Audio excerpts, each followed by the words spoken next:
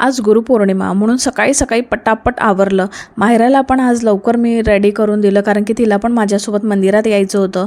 पण खूप इतकी त्रास देत होती हे सगळं करताना, कारण की तिला काहीच करायचं नव्हतं आणि यायचं पण होतं.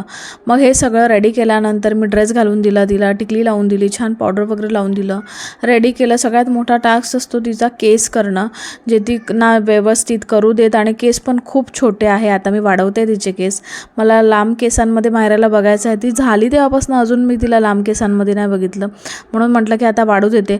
पण केस ना सरळ आहे ना नीट आहे, कसे तरी ते करावं लागतात मला. आणि त्यानंतर फायनली मी तिला रेडी केलं. मी पण थोडंसं रेडी झाले, जास्त काही रेडी व्हायचं नव्हतं कारण की खूप उशीर झालेला होता. म्हणून पटापट ड्रेस घालून मी फटाफट 2-3 बांगड्या हातात टाकल्या आणि निघाले बस रेडी होऊन मंदिरात जायला. आमच्याकडे दहीभात नेतात, 5 दिवे नेतात आणि अगरबत्ती, हळदी कुंकू आणि नैवेद्य हे सगळं घेऊन जातात. आणि तांब्या त्याच्यामध्ये पाणी घालून कडुनिंबाचा पाला टाकतात. या पद्धतीने आम्ही पूजा करतो मंदिरात जाऊन. माता मंदिरात गेलो आणि तिथे जाऊन खूप गर्दी होती, पूजा झाली नीट. आणि अजून हनुमानाच्या मंदिरात पण गेलो, जवळच होतं, तिथे पण छान पूजा झाली. आणि मग घरी आलो आम्ही. आणि पुढे काय झालं ते भेटू पुढच्या व्हिडिओमध्ये.